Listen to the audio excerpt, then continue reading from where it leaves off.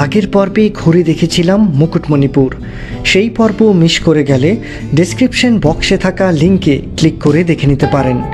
মুকুটমণিপুর থেকে বেরিয়ে আমরা চলে গিয়েছিলাম এই পর্বের শেষতম জায়গাতে।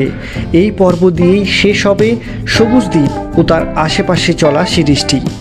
আজকের পর্বে ঘুরে দেখব বাঁকুড়া জেলার অন্যতম লুকানো অথচ ভীষণ সুন্দর একটি ড্যাম, যে ড্যাম চারপাশে জঙ্গল দিয়ে ঘেরা, যে ড্যামের বোটিং সারা জীবন আপনার মনের এক কোণে গেঁথে থাকবে।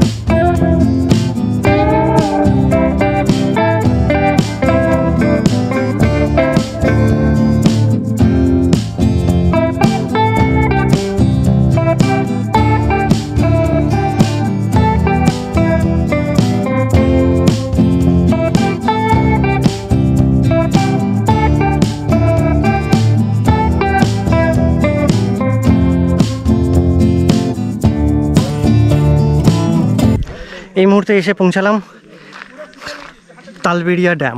এটাও বাঁকুড়ার একটা খুব হিডেন প্লেস, একটা গুপ্ত ড্যাম। অনেকেই কিন্তু মুকুটমণিপুর থেকে ঘুরে এমনিই চলে যান, তালবেড়িয়া ড্যামে আসেন না। তো অবশ্যই আপনারা কিন্তু তালবেড়িয়া ড্যামেও আসবেন। তালবেড়িয়া ড্যাম তার সমস্ত সৌন্দর্য সব কিছু নিয়ে আপনাদের জন্য অপেক্ষা করে আছে। আর তালবেড়িয়া ড্যামের সবচেয়ে ভালো ব্যাপারটা হলো এর লোকেশানটা, চারপাশে জঙ্গলে ঘেরা, মাঝখানে কিন্তু এই ড্যামটা। এখানেও কিন্তু নৌকা বিহার হয়।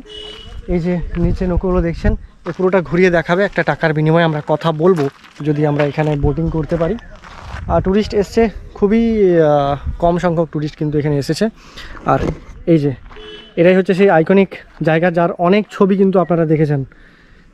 এই হচ্ছে সেই তালবেড়িয়া ড্যাম। তালবেড়িয়া ড্যাম আপনারা মুকুটমণিপুর থেকে কিংবা ঝিলিমিলি থেকেও আসতে পারেন। মুকুটমণিপুর থেকে তালবেড়িয়া ড্যামের দূরত্ব 25 কিলোমিটারের মতন, আর ঝিলিমিলি থেকে 7 কিলোমিটারের মতন। চারপাশে জঙ্গলে ঘেরা এই সুন্দর ড্যামটি অবশ্যই আপনাদের মুগ্ধ করবে। তাই মুকুটমণিপুর কিংবা ঝিলিমিলি বেড়াতে এলে অবশ্যই আপনার বাকেট লিস্টে এই তালবেড়িয়া ড্যামটি রাখতে ভুলবেন না।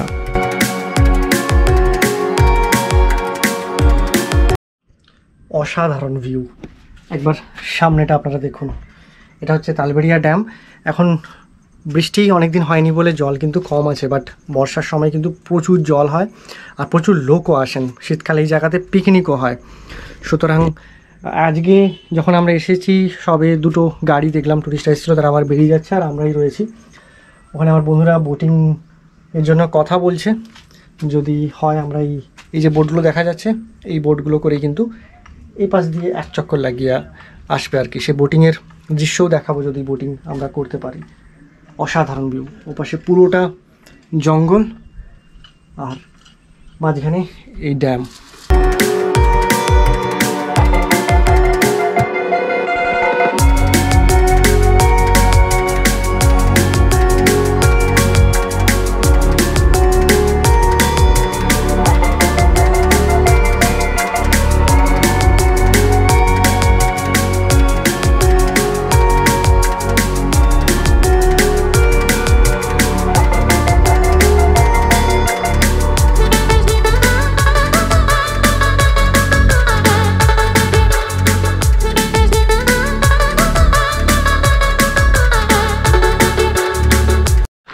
আর এখানে দোকান বলতে কিন্তু কিচ্ছু নেই। যদি আপনারা এখানে ভাবেন যে কিছু খাওয়ার দোকান পেয়ে যাবেন, সেসব কিচ্ছু নেই। একটা শুধু আইসক্রিমের দোকান আমি দেখতে পাচ্ছি। আর যারা ফিস্ট করতে আসবেন তারা এখানে নিজস্ব ঈদের রান্নাবান্না করে তারপরে কিন্তু খেতে হবে। আদারওয়াইজ সাইট সিইংয়ের জন্যই লোকজন আসে মুকুটমণিপুর থেকে বেশি। আর এই যে বোটিং পয়েন্ট, এখানেও কিছু জায়গা রয়েছে থাকার, তারও ছবি আপনাদের আমি দিয়ে দেবো, সেগুলোতে আপনারা কন্ট্যাক্ট করতে পারেন। এখান থেকে ঝিলিমিলি খুব সামনে, সুতরাং আপনারা কিন্তু ঝিলিমিলির রিমিল লজ থেকেও এখানে চলে আসতে পারেন।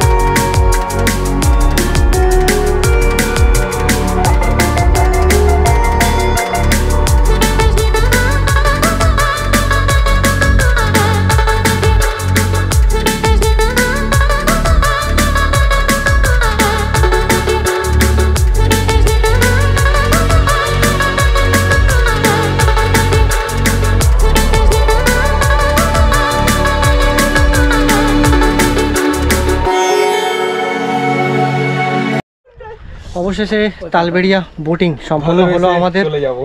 এই পুরোটা আমরা ঘুরলাম। এখানে যখন আরও বর্ষাকালে জল থাকবে আরও বেশি, তখন কিন্তু আরও ভালো লাগবে। আশেপাশের শাল গাছগুলো আরও সবুজ হয়ে যাবে। এই গরমটা বা এই রোদটা কম থাকবে। শীতকালে যদিও প্রচুর ভিড় হয়, তো সেই সময় আপনারা আসলে একটু অসুবিধেই হবে, বাট আপনারা চেষ্টা করবেন একটু যখন বৃষ্টি হবে সেই সময় তালবেড়িয়া ভিজিট করতে, এক প্রকার অসাধারণ লাগে। তো এই সিরিজ আপনাদের কেমন লাগলো আপনারা অবশ্যই কমেন্ট বক্সে জানাবেন। আগে যদি আপনারা তালবেড়িয়া বা মুকুটমণিপুর এসে থাকেন আপনাদের অভিজ্ঞতা শেয়ার করবেন। বোট থেকে নেমে আপাতত তালবেড়িয়া ড্যামকে জানাবো বিদায়। এখানে কাকুদের ফোন নাম্বার আমি দিয়ে দেবো, যদি আপনারা তালবেড়িয়া আসেন তাহলে আপনারা কল করে নিতে পারেন ওনাদের, যদি আপনাদের বোটিংয়ে তালবেড়িয়া ড্যাম থাকে। কিছু গুরুত্বপূর্ণ কথা ভিডিও শেষে, যেমন তালবেড়িয়া ড্যামের কাছে থাকার জায়গা তেমন কিছু নেই। থাকার সবচেয়ে ভালো জায়গা হলো ঝিলিমিলির রিমিল লজ। এখানে আপনারা পিকনিক করতে পারবেন। খাওয়ার সঙ্গে অবশ্যই আনবেন যদি পিকনিকের প্ল্যান না থাকে। বোটিং চার্জ সিজন অনুযায়ী হয়ে থাকে, যেমন শীতকালে অবশ্যই রেট বেশি হবে। আর অবশ্যই আবর্জনা যা করবেন এখানে সেটা অবশ্যই সঙ্গে নিয়ে যাবেন। জঙ্গলে আগুন জ্বালাবেন না, মদ্যপান থেকে বিরত থাকুন। এই সিরিজ আপনাদের কেমন লাগলো আপনারা অবশ্যই জানাবেন। খুব ভালো থাকবেন, আবার ফিরবো খুব জলদি নতুন কোনো এক সিরিজের সাথে। শুভকামনা।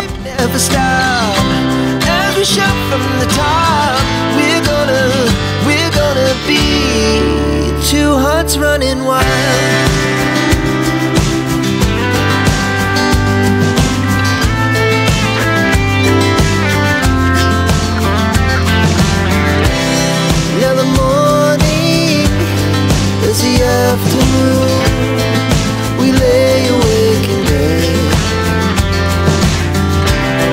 the glass so loud as the hours pass. We're gonna do it all again.